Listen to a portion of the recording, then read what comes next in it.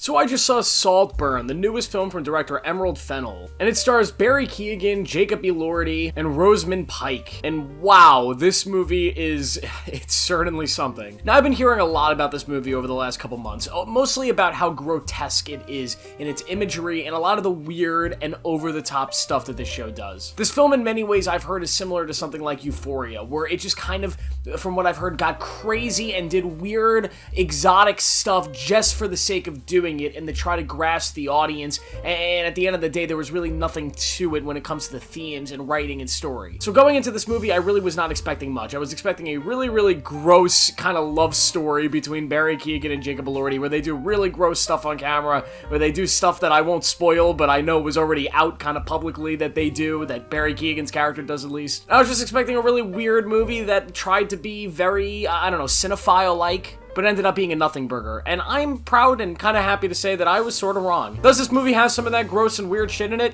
Yeah, it does. It does have quite a few scenes that were, you know, interesting. But I was surprised in just how interesting the actual plot and the thriller aspect of this story was, and this movie ended up being one of my favorite films of the year. This is a great movie. It's a movie that at parts is just absolutely, utterly brilliant, but altogether is still deeply flawed, because I do have some issues. First, I want to get to the performances, mainly Barry Keoghan. I had not seen him in a starring role of a film to this point. I've seen him playing supporting characters. I know he's playing the Joker soon in the Batman movies, but I'd get to see him actually take the lead in a film like this, and we actually get to see them do this here, and we get to see him actually carry a movie on his shoulders. He is so good as Oliver in this movie, this character who is so much deeper than he really comes off as being from the first scenes. This guy is a mystery that is slowly uncovered as you watch the plot. I think his character is kind of similar to Sandra Hüller's character in Anatomy of a Fall, in the sense that at the beginning of the movie, and really throughout the entire thing, you don't really know him. You don't understand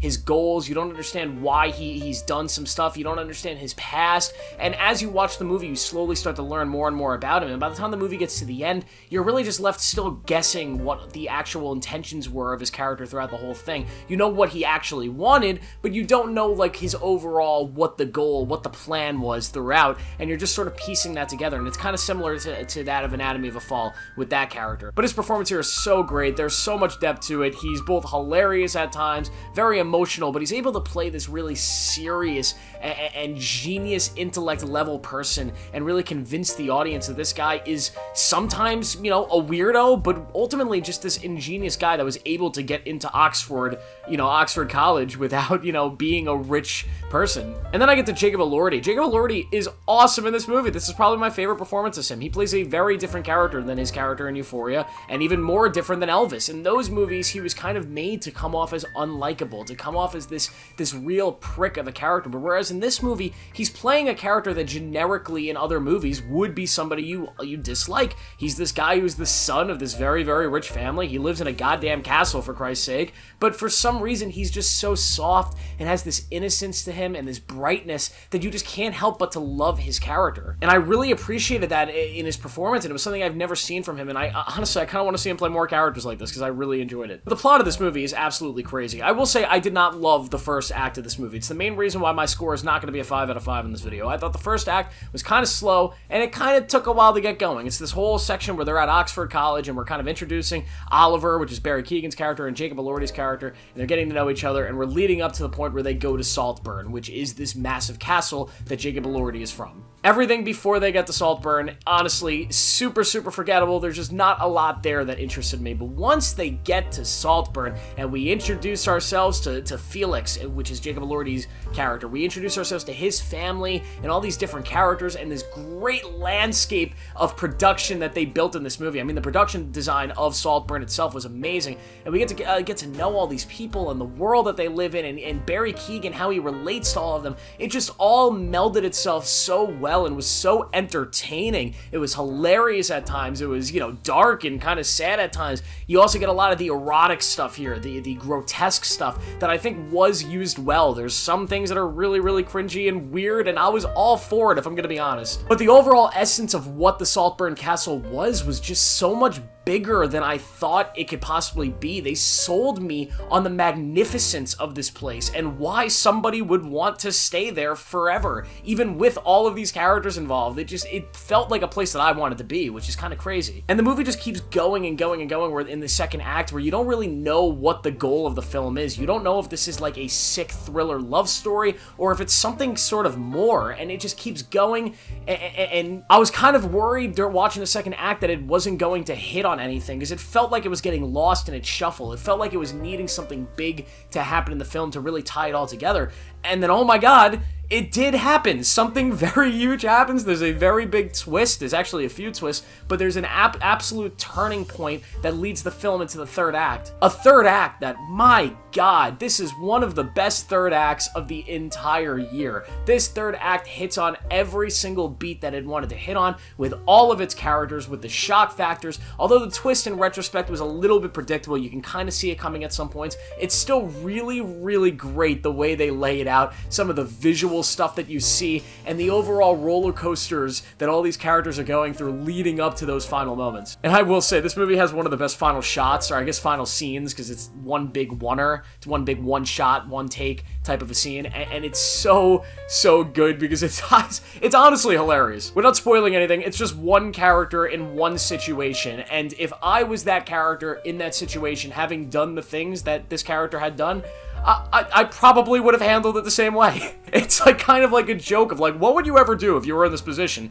And the answer would be what this character probably did at the end of this scene. It seems like the only thing you can do if you're in that situation. It's hilarious. It's so stupid. The imagery of the final scene, I feel like that final scene is going to be something that is played for years and years and years, and people are just going to remember that alone. It's awesome. It's great, and it ties the whole film together. But that whole third act is worth the entirety of the first two acts. I didn't love the first act. I think the second act is a mixed bag. There's a lot of great, but a lot of messiness. But once you get to the third act, you truly feel like, wow, this film does tie itself all together perfectly, and it leaves a lasting imprint on you, to where I was thinking about this movie pretty much this entire day. I'm probably going to be thinking about it all week. Like, the ending of this movie is really, really great, and the performances in the third act, my god, Richard E. Grant, you're a star, man. He was so good. Everybody knows Richard E. Grant's already a star, but he's so good in that third act.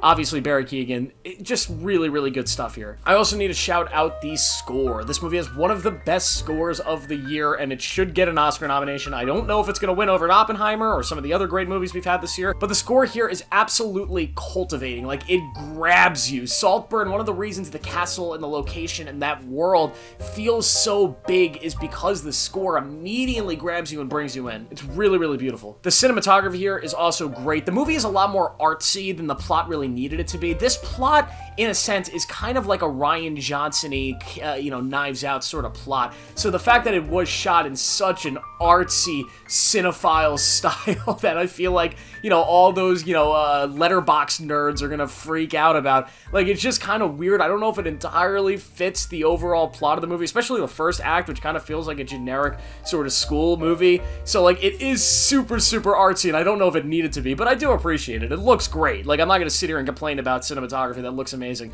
The movie looks great. There are some great, great shots in this film that you could put on a poster, and they look like paintings. I also thought the edit was good. The only time the edit really made me mad, there was one shot that I thought was a oneer. It looked like a tracking shot with one character through the Saltburn castle, and I thought it looked really, really nice, and then they kept cutting to another shot that was less interesting. But other than that, the edit was really good, and I have no real complaints there. It's just put a nice bow on it. I thought Saltburn was a great movie. Midway through the movie, I wasn't sold on it. I thought it was a weird mixture of ideas. I didn't think the film had a real identity, but I thought the third act really left me in a place where I was just like, I think I love this movie, and I think I want to see it again. I think it's kind of sucks that the whole marketing for this movie has been, oh, you guys want to see Barry Keoghan do some weird shit? You want to see Jacob Elordi do some really gross stuff? Like, it sucks that that's the marketing, and that's the kind of noise that's surrounding this movie. Because, yeah, there are weird things that happen in this movie, but if I'm gonna be honest, it's not even the weirdest thing I've seen this year. I think Infinity Pool was probably weirder than this,